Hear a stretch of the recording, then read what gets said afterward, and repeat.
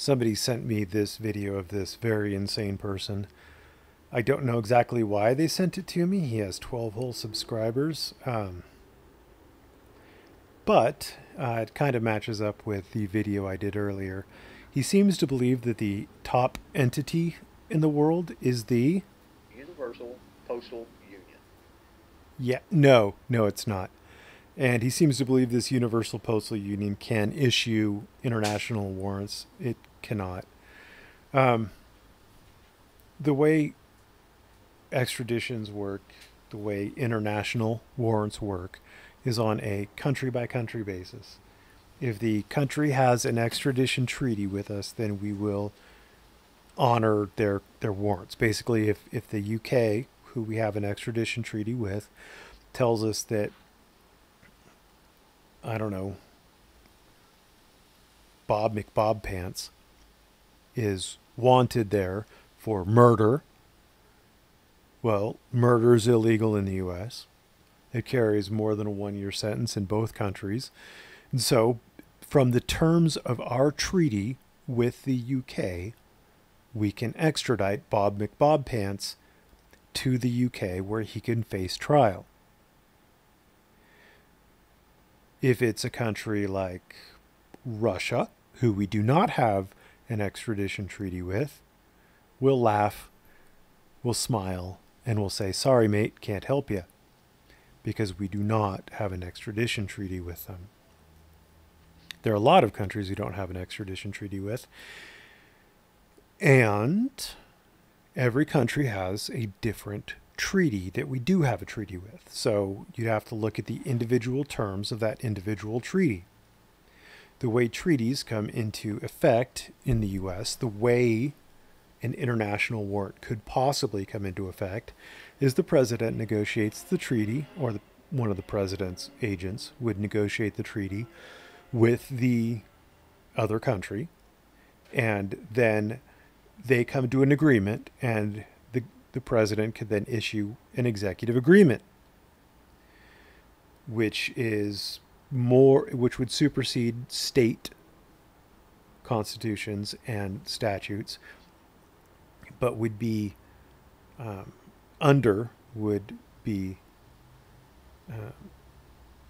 wouldn't have any power over federal statutes or the Constitution. Then if Congress decides to ratify the treaty, then the treaty has the power of a statute, a state statute. It still has to comply with the Constitution, but it would have the power, the exact same power as any other statute that Congress passes. So the U.S. doesn't have a treaty with the, what was it? Universal Postal Union. The Universal Postal Union. That's not a nation. We don't have treaties with unions. So there is no extradition treaty for the Universal Postal Union. We do not recognize them. The U.S. does not recognize them as any sort of authority. And I have no idea what this weird fetish that these guys have with the post office is. It's kind of strange. Then he goes on to talk about the IRS code 1.100 or 1001-1, computation of gain or loss. And he says that if you read this, which I did, that it says that U.S. notes, Federal Reserve notes, don't have value because you can't pay for a debt with a debt. Well, he apparently can't understand this section because it doesn't talk about that. It talks about, it is literally about the computation of gain or loss. So it talks about basis. If you buy a piece of property, the basis for the value of that property is how much you paid for it. When you go to sell it, you compare the amount you paid for it with the amount you sold it for, and that's going to be your profit or loss on the property. Same thing with stocks, how much you paid for it compared to how much you sell it for. You typically want your basis to be high, at least for tax purpose, so that you pay less taxes on it. One issue that I have dealt with recently was a client came in and his father was passing, and his father had had executed a deed for his father's house, naming the father and the son as joint tenants. And we don't practice tax law, but there's some things that you pick up. And one of the things you pick up is that the basis for something where they execute it as a gift, a joint deed as a gift, because a joint deed has the right of survivorship in California. So it would skip probate, which is why the father did it, and the son would just have the house, and there wouldn't be any probate taxes. The problem with that is, the biggest problem with that is that the basis for the value of that property when the son got it would roll all the way back to when the father got it, which was like in the 50s. So it was like $13,000 for this really nice house. It's worth like $500,000 now. So that's bad, because when he goes to sell it, he's going to face taxes on almost $500,000 in gain, which he doesn't want to pay. So what he had to do, the best way for it, to not only avoid probate, but to make sure that his basis was high, was to have his father put it into a living trust. And then when his father passes, then the trust will pass the house onto the son, and the valuation of the house will be the valuation at the time that the father passes. And there's only probably like less than a month for the trust to be all wrapped up, instead of like maybe a year and a half for probate. So anyway, that's kind of a long story long, but that's basically what this is talking about. Can you pay a debt with a debt? Yes, people have done that for years. Checks started out as being able to pay for a debt with a debt. And even today, you could take your paycheck down to the grocery store and you can buy your groceries.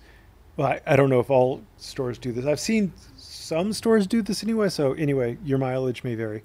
But I've seen people do this where they sign over their paycheck at the register, they endorse it, and then the grocery store will cash them out for the rest of it. They have literally paid for a debt, the food they're buying, with a debt, the money that their employer owes them. The banking collapse of like 2008, the mortgage collapse, the mortgage bubble, that was from banks bundling up mortgages together, bad debts, but they were sold as good. The value of the mortgage was higher than what the bank would bundle up and sell them for. So the people buying these bundles of mortgages would think they were going to get a big value.